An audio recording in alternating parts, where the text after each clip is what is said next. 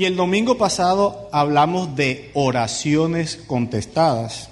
Y el pastor nos decía que para que nuestras oraciones fueran contestadas tenía que haber coherencia entre lo que nosotros queremos y lo que el Señor desea para nuestras vidas. ¿Amén? ¿Recuerdan eso? Ok. Entonces, para que lo que nosotros queremos coincida con lo que está en la mente del Señor, ¿qué necesitamos? Necesitamos cultivar la mente de Cristo. Diga conmigo, cultivando una mente cristiana, cultivando la mente de Cristo en nosotros. Amén. Y no es fácil. En los escenarios en los que nos movemos hoy hay un desierto cuando pensamos desarrollar los principios bíblicos, los principios cristianos. El mundo de hoy es hostil y se resiste a eso. Pero como hablaba la pastora, como oraba ahorita por nosotros, en los desiertos el Señor también hace florecer, también hace brotar ríos de agua viva.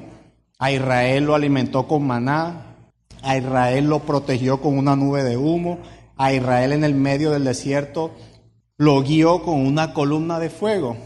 Y la verdad, hermanos, que la hostilidad contra la pureza del Evangelio no es nada nuevo. Si pensamos en la iglesia naciente, en la iglesia primitiva, en sus primeros siglos, había serias herejías y heterodoxias que buscaban contaminar la pureza del Evangelio. Y voy a tocar uno como lo es el gnosticismo. Tal vez fue la herejía más peligrosa que intentó atentar contra la pureza del Evangelio. Y estaba fundada en el helenismo, en filósofos como Platón, que consideraban que la materia era mala y el alma y el espíritu era bueno. Inclusive Juan llamó la atención a esos creyentes que estaban sumidos en la inmoralidad sexual porque se habían dejado penetrar por ese tipo de pensamiento. Ahora, ¿tú piensas que eso quedó allá atrás? No, no es así. El escenario que vivimos hoy es prácticamente el mismo. Las estrategias del enemigo han cambiado y se han adaptado a estos tiempos. Y ves tú cómo el pensamiento posmodernista ha comenzado a cautivar la mente aún de creyentes, inclusive creyentes que han tenido conocimiento de la palabra de Dios, creyentes que llegaron a servir, creyentes que llegaron a predicar, creyentes que ya no ven tan necesario congregarse, estudiar las Escrituras y se han convertido en sujetos pasivos del avanzar del Evangelio. Ya no les interesa el señorío del Señor, les interesa el Señor Salvador. Entonces su vida como tal se desarrolla como cualquier incrédulo. Y es ahí donde nosotros nos tenemos que hacer la primera pregunta. ¿Qué me diferencia a mí de la persona que no es creyente? Pienso, hablo igual, actúo igual ante situaciones adversas. ¿Cómo reacciono? Es muy fácil aquí ser creyente en las cuatro paredes. Aquí todo el mundo nos trata bien, nos sonríe. Hablamos en el contexto bíblico de la palabra de Dios, nos edificamos. Pero los verdaderos desafíos van es allá afuera. Cuando tú tienes que enfrentarte con personas que no consideran que la palabra de Dios es verdad. Cuando tú tienes que someter tu intelecto con personas que no consideran que Cristo es camino, verdad y vida. Cuando tú tienes que someterte a diferentes circunstancias y situaciones en la vida en que muchos te preguntarán cuál es tu posición frente a eso. Y es difícil, mucho más cuando la sociedad considera que el cristiano es una persona inferior intelectualmente. Y vaya que yo me he dado unos debates bien deliciosos con personas que cuando se quedan sin argumentos, lo primero que apelan es a ofenderte diciendo, pero tú eres cristiano, tú eres pastor, tú estás defendiendo tal posición porque eres cristiano. Entonces yo les digo, búscame una cita bíblica en la que yo te he defendido las situaciones como el aborto, situaciones como la ideología de género, el feminismo radical. Y con esto no les digo que la palabra de Dios no sea suficiente.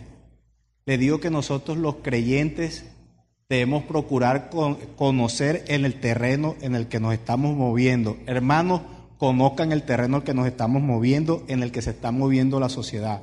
La sociedad se está moviendo en un posmodernismo que está revistiendo los corazones de las personas en el nihilismo y en el hedonismo, en el que no hay valores absolutos, en el que se hace una apología al placer.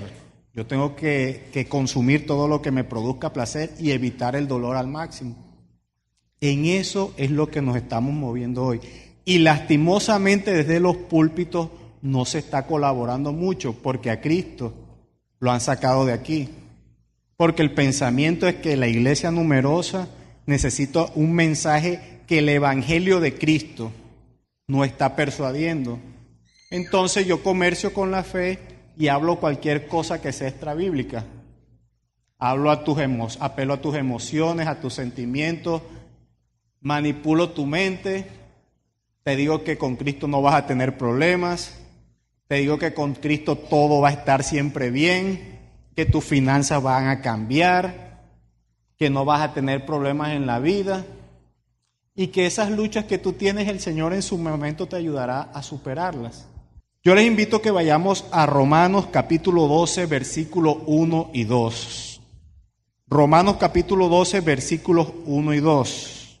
Leo para ustedes la versión Dios habla hoy. Por tanto, hermanos míos, les ruego por la misericordia de Dios que se presenten ustedes mismos como ofrenda viva, santa y agradable a Dios. Este es el verdadero culto que deben ofrecer.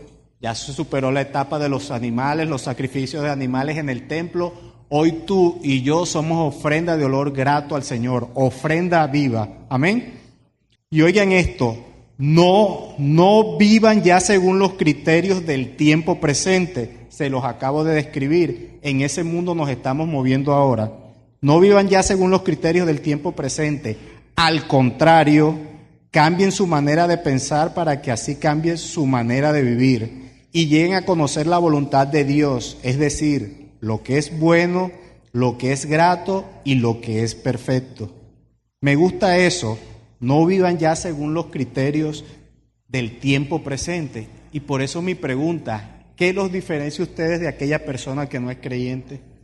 Que vengan un domingo, que vengan un jueves, que digan Dios te bendiga, que coloquen citas bíblicas en las redes sociales. ¿En verdad eso es lo que te diferencia solamente?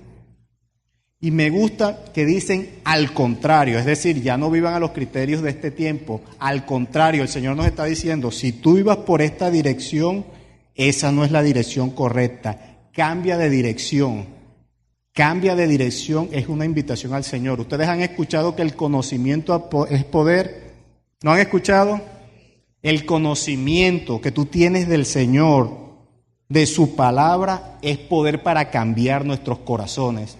¿No lo creen? El Señor tiene el poder para cambiar nuestros corazones. El Señor tiene el poder para cambiar nuestras circunstancias adversas. El Señor tiene el poder para derribar esas fortalezas mentales que hemos construido de años y años apartados por Él. Él tiene el poder y Él lo quiere hacer. Amén. Si usted quiere hacer una oración con la certeza que es conforme a Cristo, en el nombre de Cristo, ore al Señor y dígale, Señor, cambia mi corazón, porque Él es el primer interesado. Él quiere cambiar nuestro corazón, Él quiere renovar nuestra mente. La carta de los Romanos estuvo dirigida a la iglesia de Roma mayoritariamente constituida por gentiles, pero ahí también había algunos judíos. Era una exposición de que todos estamos destituidos de la gloria de Dios, pero por los méritos de Cristo, no por justicia de nosotros, por méritos de Cristo alcanzamos salvación. Pero lo que me gusta de esta cita en particular es la invitación a vivir una fe práctica, una fe que se viva en nuestras vidas. Pero para desarrollar esa fe práctica, para desarrollar esa fe que te manda a ti a cambiar el chip que venías trayendo y que te apartaba de la voluntad de Dios, es necesario conocer al Señor, así de sencillo. Ni tan sencillo para la práctica, sencillo para asimilarlo en nuestro intelecto. Amén. La vida del creyente no se restringe a las cuatro paredes de la iglesia. Nosotros tenemos que ir mucho más allá. Allá afuera es a donde están los desafíos. Allá afuera es donde el Señor nos ha llamado a hacer luz, a hacer el reflejo de su luz.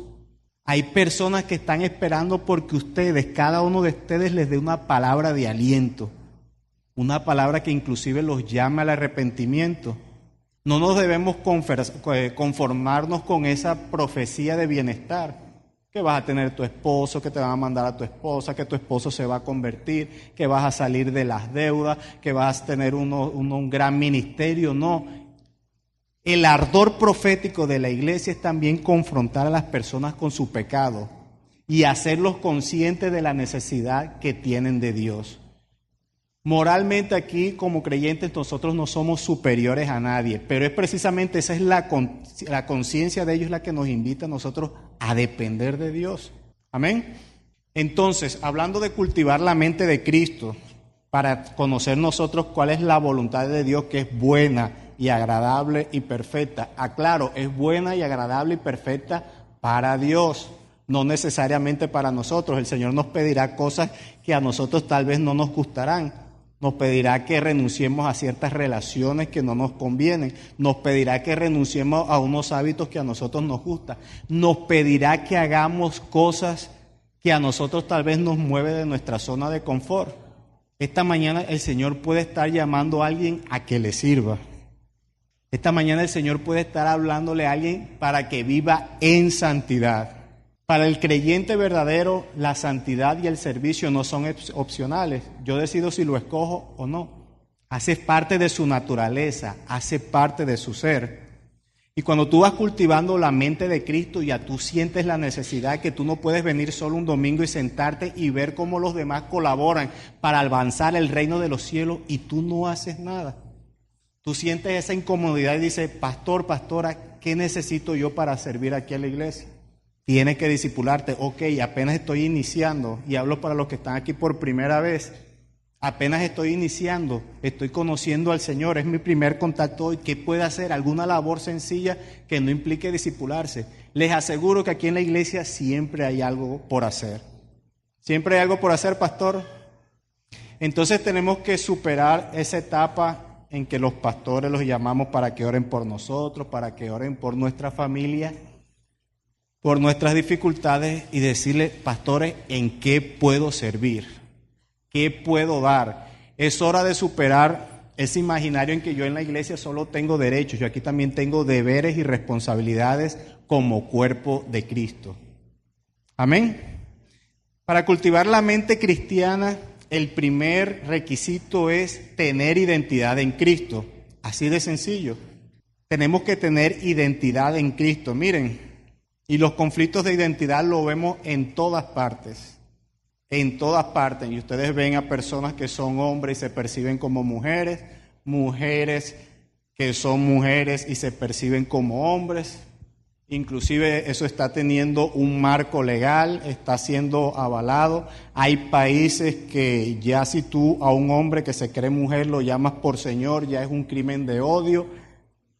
Prepárense porque al parecer Naciones Unidas está preparando una resolución para considerar inclusive que sea un crimen de odio que uno llame pecado a la homosexualidad. Normalizar conductas que biológicamente no son, es difícil. Miren, la verdad ofende muchas veces, pero uno no puede callar la verdad. El evangelio como tal muchas veces llega a ofender, pero nosotros no podemos callar la verdad.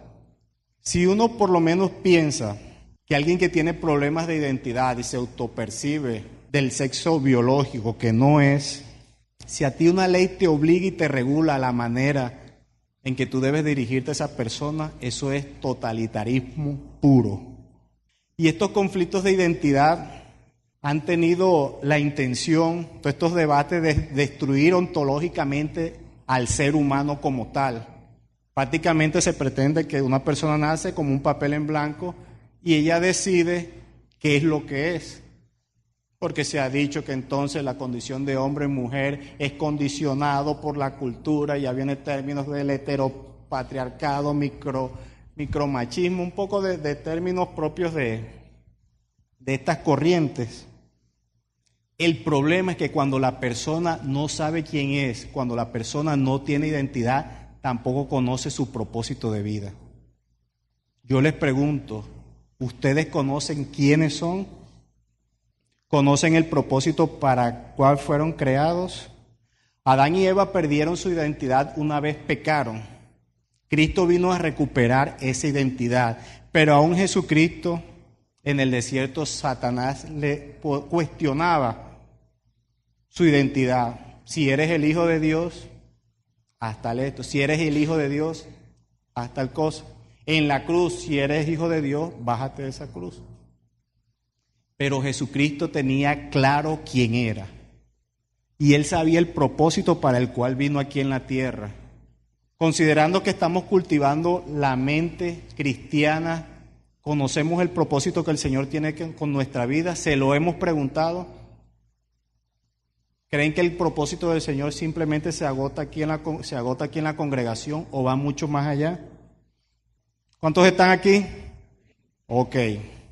Cuando uno normalmente escucha por ahí, todos somos hijos de Dios, a veces a uno le cuesta decirle a las personas que no es así. Yo les invito a que abran Juan 1:12. Juan 1:12 nos dice: mas a cuantos lo recibieron, a los que creen en su nombre, les dio el derecho de ser hijos de Dios. Otras versiones les dice, los facultó, les dio la potestad de ser hijos de Dios. Y el recibirle y el creer va mucho más allá de una aceptación teológica, va mucho más allá de la conciencia de quién es Cristo, pues también implica un cambio en nuestra vida como tal. Mira, tú puedes manejar muchas citas bíblicas, puedes conocer el contexto histórico, cultural, político y social de cualquiera de los libros que tú tomes, pero si tú no tienes una fe cristiana práctica, de eso de nada te sirve. No sean simples oidores de la palabra, sino hacedores de ella. Y ese es el verdadero desafío de nosotros como creyentes. Entonces, el Hijo de Dios no solo recibió, sino también creyó en el nombre de Cristo. El Hijo de Dios no solo está convencido de que Cristo es Dios, sino que sus hechos, su manera de pensar, hablar y actuar es coherente con la fe que profesa. Y él no ha aceptado solamente parcial a Jesucristo, y me refiero a parcial que no ha tomado solo la parte de Salvador, sino que también es Señor de su corazón, que gobierna y guía sus decisiones, su vida misma. Si una persona quiere pelear con usted, no, todos somos hijos de Dios, bueno, vaya y entiéndase con la Biblia, entiéndase con las Escrituras, conmigo no vaya a pelear, ahí está. Ahora, otra cosa es que esa persona no considere que las Escrituras son la verdad, que el Evangelio es la verdad. Entonces ya ahí el debate se torna un poco difícil. Romanos 8:14 nos dice: porque todos los que son guiados por el Espíritu de Dios son hijos de Dios. En nuestras decisiones somos guiados por el Espíritu de Dios. En verdad, a la hora de tomar una decisión, consultamos con el Señor. Nos interesa lo que quiere decirnos el Señor en ese momento especial. O después que tomamos la decisión sin la dirección del Señor, cuando ya estamos sumidos en el problema, es que vamos a decirle al Señor: Padre, ayúdame. Muchos dirán, pero lo que pasa es que yo sentí paz en mi corazón. Yo te digo algo, si una persona no tiene comunión con el Señor y siente paz en el corazón, cuidado, esa paz se le aplica a la cita. Engañoso y perverso es el corazón del hombre. Cuidado, y tú estás siendo engañado por tus emociones y tus sentimientos. A los padres, sus hijos pueden ver el reflejo del carácter de Cristo en ustedes. Ustedes están siendo ejemplos para sus hijos. Cuando se es niño, el primer superhéroe de uno son el papá y la mamá. Así de sencillo. Son los patrones, son los guías, y uno generalmente quiere imitar lo que hace papá y mamá. En este orden de ideas, sus hijos los ven a ustedes orando, sus hijos los ven a ustedes estudiando las Escrituras, tienen ustedes un altar familiar, se congregan con regularidad, sus hijos ven que ustedes sirven aquí en la iglesia, sus hijos ven que entre parejas se tratan bien, sus hijos ven que apelan a la guía de Dios cuando se presentan circunstancias en el hogar. ¿Cómo estás educando a tus hijos? Ellos no vienen aquí en la iglesia a una escuela dominical con Castillo del Reino a que sea la guardería para distraerlos. No, ellos se están formando aquí. De hecho, el Evangelio no es para distraer a ninguno, ni es juego de luces, no. El Evangelio es para instruirnos. Y esa instrucción muchas veces duele, como hoy que están calladitos. Pero el padre que ama disciplina. Miren, muchas veces uno se rodea de personas, retomo, muchas veces uno en una posición de liderazgo, y no me refiero solo aquí en la iglesia, sino el liderazgo en un trabajo normal. Uno quiere rodearse de personas que le digan a uno lo que quiere escuchar. Eso no nos sirve. Nosotros necesitamos personas que nos hagan ver las circunstancias desde diferentes puntos de vista. Y muchas veces habrá personas que no están de acuerdo con nuestra posición. Pero nosotros necesitamos eso. Hay cosas que nosotros no podemos ver, pero que otras personas sí las pueden ver. Ahora, padres, vuelvo con ustedes. Si ustedes no educan a sus hijos, este contexto posmodernista lo hará. Si ustedes no están al tanto de quiénes son los amigos de sus hijos, con quién salen, qué hacen, a quién tienen en las redes sociales, con quién hablan, qué música escuchan, el modelo de ellos no va a ser ni usted, ni mucho menos Jesucristo. El modelo de ellos va a ser el artista de reggaetón. El modelo de ustedes puede ser ese artista de reggaetón que en sus letras pornográficas le dice que usted tiene que tener varias mujeres, que usted tiene que tener dinero, que usted tiene que viajar, tener yates y carros de lujo. En su momento, cuando su hijo se identifica con eso, él se va a sentir frustrado cuando no llegue a alcanzar tales cosas. Y entonces, muy difícilmente, él va a conocer el propósito para el cual Dios fue creado. Hablando de identidad, cuando una cosa no se usa para lo que fue creado, termina haciéndose daño. Siempre se ha dicho que la comunidad LGBTI tiene un alto índice de suicidio y han querido mostrar que es por el bullying, que es por la discriminación. No, no es por eso. Es porque ellos no tienen la identidad, no tienen una identidad. Son personas dignas, son personas que así como nosotros necesitan del Señor, pero son personas que también hay que hablarles y hablarles con la verdad. Muchos piensan que ellos son más sensibles que otros, entonces es el discurso que se maneja ahora del opresor y el oprimido, entonces hay una identidad de grupo donde todos luchamos por nuestros derechos y lo que da como resultado es todo eso que estamos viviendo ahora. Entonces, primer punto, identidad. Tengamos claro que nuestra identidad está en Cristo. Ese es nuestro modelo. Ese es nuestro enfoque, nuestro punto de referencia es el carácter de Cristo. ¿Amén? ¿Cuántos están aquí? Ok, el segundo punto, la manera como podemos cultivar una mente cristiana es glorificando a Dios en cada aspecto de nuestra vida. Ningún escenario, ningún rol, ninguna actividad es ajena a la soberanía de Dios. Cada cosa que hagamos debe ser para la gloria de Dios. 1 Corintios 10:31 nos dice, en conclusión, ya sea que coman, ya sea que beban o hagan cualquier otra cosa, háganlo todo para la gloria de Dios. ¿Qué nos dice esto? Dios debe ser glorificado en todo, absolutamente todo. Tú como profesional, tú como vecino, tú como conductor en la calle, tú como padre, tú como hijo, tú como hermano, tú como amigo. Tú como hijo, absolutamente todo. nada se escapa para darle gloria a Dios. Y como decía y nos viene diciendo el pastor desde el año pasado, cada cosa tenemos que hacerlo con intencionalidad. Cada cosa que hagamos debe tener la intención de mostrar la gloria de Dios allí. Aunque tú hagas la labor más sencilla, hazlo para la gloria de Dios. En tu trabajo,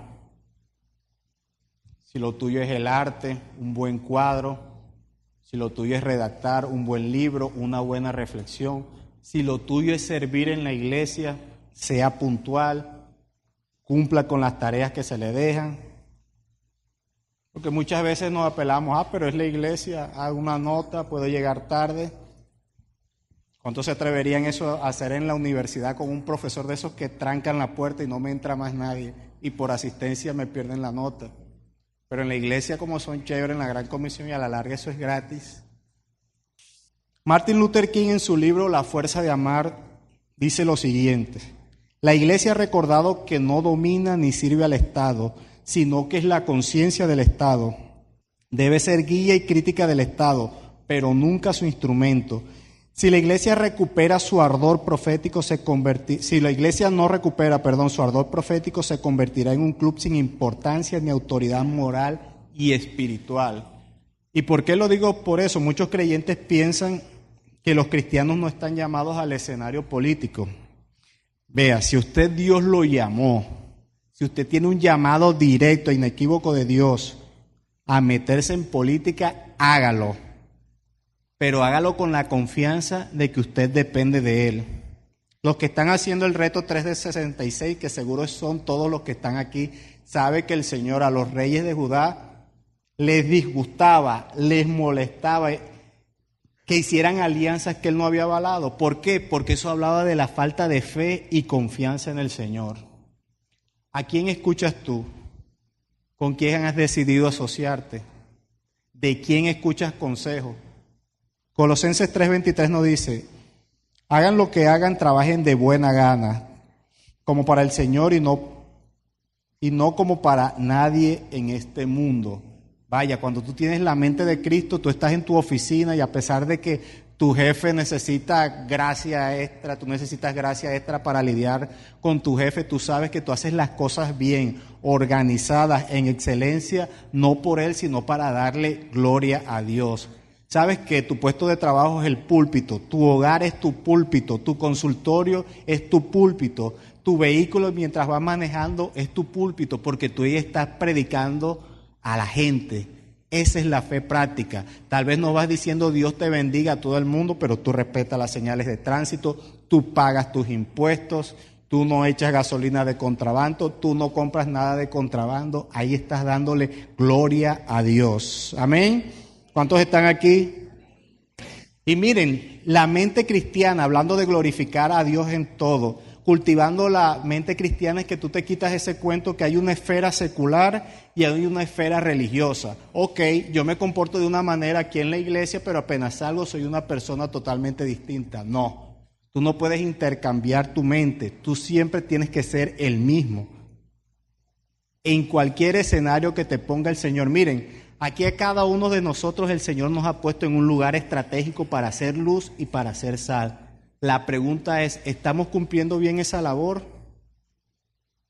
Aún más, ¿nos estamos preparando para eso como tal? Es más, hay muchos que callan y no quieren identificarse como cristianos porque van a saber, porque la gente va a saber y se van a convertir en el foco de atención. Ah, que tú dijiste que eras cristiano, vamos a ver cómo vas a reaccionar a tal situación. Vamos a ver si tú vas a marcar la diferencia. Vamos a ver si en la adversidad, los problemas que se presentan, tú vas a entrar o en caos y conflicto como todo el mundo. No. Entonces juegan de agentes secretos. No, yo mejor no digo que soy cristiano. Así tal vez yo me puedo portar mal y nadie me dice nada. O el jueguito en el que entran muchos, no, yo no voy a jugar nada. Porque primero tengo que sacar la viga en mi ojo para poder sacar la astilla en el ojo de mi hermano. Pero resulta que eso se ha convertido en, ok, Tú no me digas que yo estoy haciendo algo malo, no me juzgues porque yo tampoco lo voy a hacer contigo. Entonces se convierte en una compinchería en que dos personas que se llaman creyentes hacen lo que se les dé la gana y ninguno juzga al otro porque se están cubriendo las espaldas. Hermanos míos, nosotros estamos llamados a juzgar de la manera correcta, con un amor, con una motivación de edificación, con una motivación de instruir a la persona, pero siempre con la conciencia en que nosotros también tenemos nuestras luchas y debilidades y que no tenemos superioridad moral, así de sencillo. Pero el Señor nos manda a juzgar, claro, no tiene que juzgar las situaciones. El pastor a mí no me puede encontrar, como dicen por ahí, mal parqueado y decirle, Orlando, no te voy a juzgar, no te voy a juzgar. Tiene que llamarme la atención y yo no puedo ser tan descarado, pastor, ¿y tú por qué me vas a juzgar? La Biblia dice que no. Si es un padre espiritual, quiere lo mejor para su hijo. Dios quiere lo mejor para nosotros. Por eso en esta mañana nos está confrontando. Amén. Entonces, nosotros para tener autoridad moral, tener relevancia, tenemos que ser testimonio. ¿Y qué es testimonio? La fe práctica en cada cosa que hagamos en nuestra vida. Así de sencillo. ¿Tienes problema con tu pareja? Dile al Señor que te guíe. ¿Necesitas consejo? Busca una persona que te dé consejo de acuerdo a los principios bíblicos. No esa persona que te diga, no, definitivamente deja eso, eso no te sirve. No sé, no, busca una persona que tenga dirección y guía del Señor, de su palabra. Uno muchas veces ve que las personas ventilan sus estados emocionales en redes sociales y si supiera que todo el mundo está expectante para ver cómo termina la historia y disfrutan de eso. Y uno escucha la indirecta que va para aquí, para allá. No sea la distracción de nadie. Usted busque una persona en quien confíe, alguien temeroso de Dios y busque ayuda. Porque ese es otro problema. Muchas veces nos decimos, no, yo no puedo comentarle a nadie con este pecado, con esto que estoy luchando, porque ¿qué van a pensar de mí? Busque una persona confiable, una persona en que usted pueda desahogarse, pero vaya primero a la presencia de Dios. Sin fingimiento, muéstrese tal y como es, porque a Dios no lo podemos engañar. Como dice Jesús Adrián Romero, cuando nadie me ve en la intimidad, nosotros nos mostramos tal y como somos ante el Señor. Esa es una manera de glorificar al Señor, reconocernos como personas imperfectas, con defectos y con debilidades, pero para eso sirve la iglesia también, para que nos ayuden, para que nos den un buen consejo. Y esa labor de instrucción, de corrección, de ser confrontado, de ser exhortado, es lo que impide que muchas personas vengan a las congregaciones porque eso no lo quieren ellos. Prefieren vivir el evangelio light, el evangelio superficial para tener licencia para pecar. Y generalmente buscan excusas en líderes, en personas dentro de la iglesia porque creen que cuando lleguen a la presencia del Señor van a decirle, Señor, lo que pasa es que tal pastor me falló y por eso yo me dejé de congregar. Miren, hay personas que están buscando la mínima excusa para dejar de buscar al Señor, punto. Y no sé por qué toco ahora esto, porque esto no es tema de la predicación. El punto y retomo, hermanos, hasta sus pensamientos deben glorificar al Señor. Lo que salga de su boca debe glorificar al Señor. Lo que usted haga debe glorificar al Señor. Lo que usted deje de hacer debe glorificar al Señor. Es difícil, claro, tener la mente de Cristo es difícil, mucho más cuando uno ha llevado ya muchos años creando paradigmas y esquemas de pensamientos humanistas y contrarios a las palabras de Dios. Pero bástate en mi gracia, porque en mi debilidad tú te haces fuerte. Amén. Entonces, hablamos de identidad, hablamos de glorificar a Dios en todo lo que hagamos. Por último, para cultivar una mente cristiana es necesario que cada día nos esforcemos por tener una relación más profunda con Dios. Y para tener una relación más profunda con Dios, tenemos que evaluar qué estamos alimentando más, si nuestro espíritu o nuestras pasiones. tenemos que evaluar en qué estamos invirtiendo nuestro tiempo. Donde está tu tesoro, ahí está tu corazón. Yo te pregunto hoy, ¿cuál es tu tesoro y dónde está tu corazón?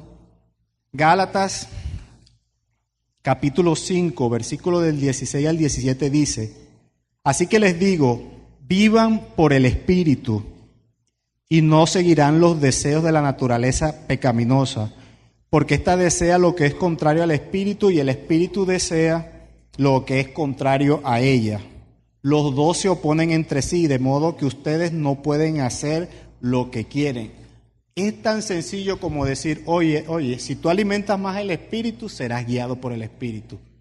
Pero si tú no alimentas el Espíritu, te aseguro que estarás alimentando la carne. Y no me refiero a esto, me refiero a nuestras pasiones, a nuestros deseos, a nuestros impulsos, a los que nos lleva nuestra naturaleza caída.